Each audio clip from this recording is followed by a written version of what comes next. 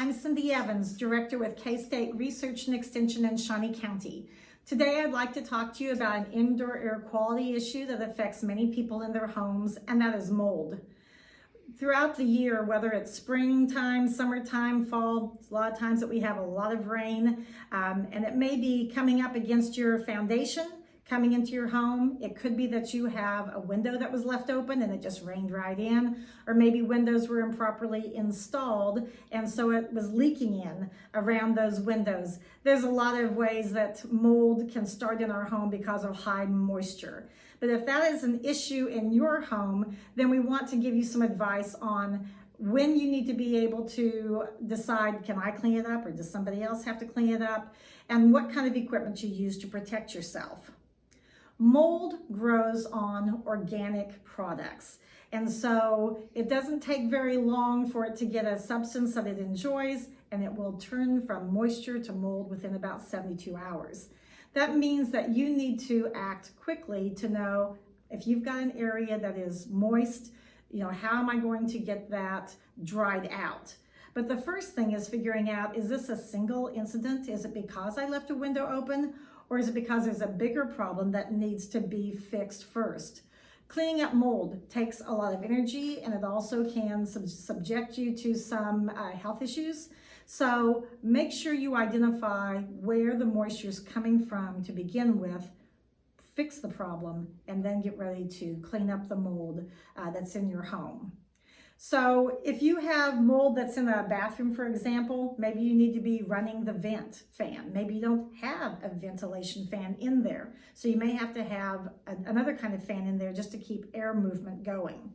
But if you're going to clean up mold, the EPA recommends that you, as a homeowner, don't clean up more than 10 square feet.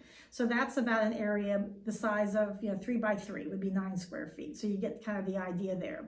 So if I've got a wall of mold in my basement, I might need to contact somebody by looking in the yellow pages of who does mold remediation and see about getting someone else out to fix that in my home, because it can really be very extensive and it can also put you in harm's way. So people think about mold as causing respiratory issues, and that may be true. So if you're going to clean up mold, you need an N95 respirator to go over your head and cover yourself. Make sure that you tighten these so it stays flat against your face. You may not realize that you also need to be wearing goggles. And the most annoying part of this is that you need to tape over the vents on the side. And I can tell you from experience, that will cause them to fog up.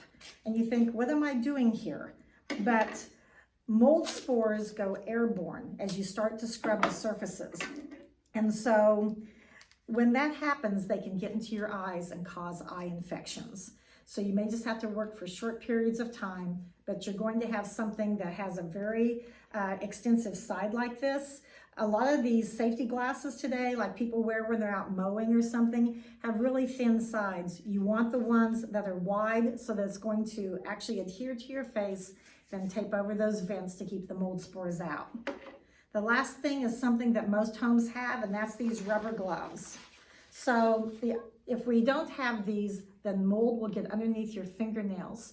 And then after you get done cleaning from scrubbing, people tend to scratch their eyes, rub their nose, and then you end up taking those mold spores to your respiratory and to your eyes and causing the respiratory problems or the eye infections that we are trying to prevent.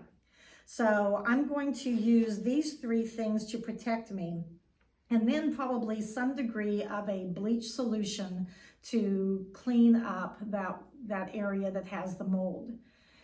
Usually you have to start with some kind of a detergent to get the mold washed off first. Then it dries, and then you're going to use a bleach solution to spray it to disinfect it. How strong that bleach solution is depends on what kind of a surface it is. We have a publication at our office that you can either come by and get, or you can find it on our website to give you guidance of how strong the bleach solution has to be to clean various surfaces. But be aware that if I've got a wall downstairs with mold, once I've washed it, dried it, and now I'm going to disinfect it, it's going to take quite a bit of a bleach water solution. So I may not be wanting to take a spray and do this. I may be wanting to use a garden sprayer. But when you pick a garden sprayer, it should be one that has no other chemicals in it. So don't use the one that you used for Roundup earlier this year and put some kind of a bleach solution in it. You need something that is clean because you're going to spray that wall and it needs to stay wet for about 15 minutes for it to be able to be disinfected. Then, once it has dried, hopefully that's going to keep that mold from growing back. But it will only do so as long as you keep the area dry. So knowing about relative humidity is important. You can buy a hygrometer to know how much humidity is in your air, but we typically want moisture for comfort to be around 50%. If it gets higher than 50%, we don't use a humidifier. And certainly if it gets up as high as 60 to 70%, you need a dehumidifier.